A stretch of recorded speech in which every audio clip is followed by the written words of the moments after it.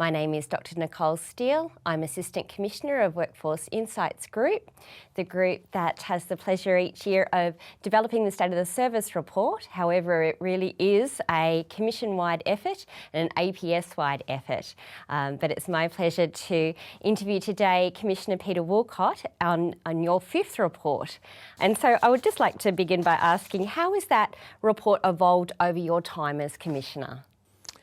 Yeah, it's a statutory obligation, the State of the Service report, but at the same time it also tells a story about how the public service has performed over the past 12 months and where it's looking to go.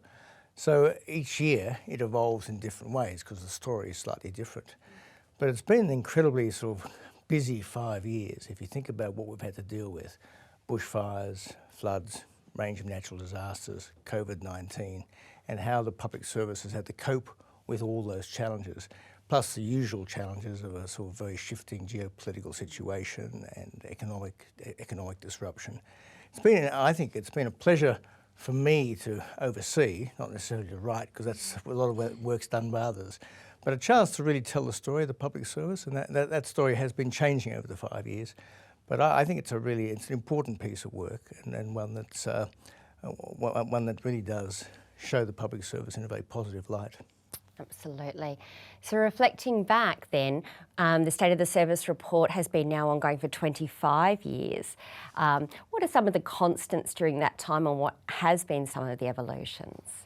Yeah, the constants, the really core of what makes a public servant is that sense of service, and that's reflected in the values. And that hasn't changed. If you think about what is the actual core of the public service, it's that commitment to service, commitment to the people of Australia, and to impartiality and to integrity. And so they're the things you don't want to change. What has changed enormously is just the complexity and interconnectedness of issues. And this is something that public service is looking to grapple with in a range of ways. But it's very much the theme of the Terry Moran report, the David Thodey report, and the reform agenda by recent governments, is how you have a more joined up public service, how you can manage to deal with these issues which are so interconnected. The State of the Service report is very much about the people in our workforce. So reflecting on the last year, what are they telling us? Yeah, the State of the Service report contains a huge amount of data. It's really data rich. And what comes through very clearly is that sense of purpose. And that stayed very high almost over the whole 5 years I've been in this job. That sense of purpose has been really strong, and that's shown in the data. And that sense of thinking that they're making a commitment, that they're actually doing something important, also comes through very strongly.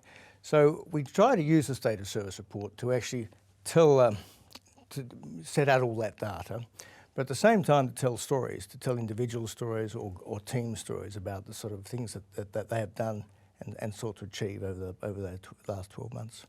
I think that's spot on. I think what I've seen over the last 5 years is telling those stories have really been front and centre now, and it's really engaging to reflect on the rangers out there or the people who are in the regions collecting data for the ABS census. So telling those stories really brings to life the State of the Service report. Okay, turning now to some of the challenges that we identified in the report. A lot of these focus on workforce pressures. You know, we have a tight labour market, skill shortages and changing employee expectations. So what's the APS doing to improve the way we attract and retain our talent? COVID has had a dramatic accelerating effect on the sort of way that the way we work. We've always been, for example, flexible, and that's been one of our sort of hallmarks as an employer, that we have that flexibility and we look to balance work and lifestyle. And what we're now seeing is that as a consequence of COVID, certainly the private sector is moving very quickly in these directions too, and we have to stay competitive. So for me, issues such as flexible work, location, you don't think about them in terms of COVID anymore, but you do have to think about them in terms of your employee value proposition and what makes you an attractive model employer. And so that is something that we're doing a lot of work around at the moment. We have set up a future work subcommittee at the Secretary's Board, which the State of Service report also talks about, which is looking at all those issues around how do we attract and retain and develop our public service for the future. Commissioner, one of our core APS values is integrity. And what I would like to discuss is how is the APS working to build this strong pro-integrity culture? Yeah, look, thank you, Nicole. And integrity is fundamental to us as a public service. What we need to do is maintain and build the trust of the Australian people.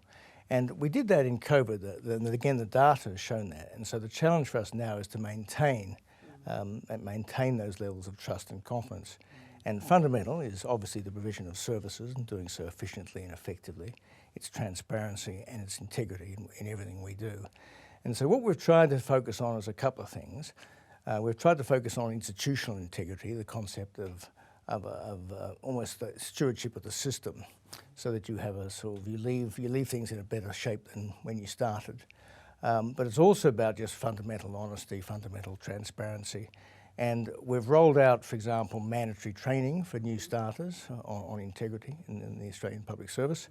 We have rolled out some master classes on integrity for senior executive service officers. We have issued a whole range of new directions around performance management, around consultation on code of conduct matters if they involve SES officers. There's a range of steps that we're taking around that integrity and that we can do.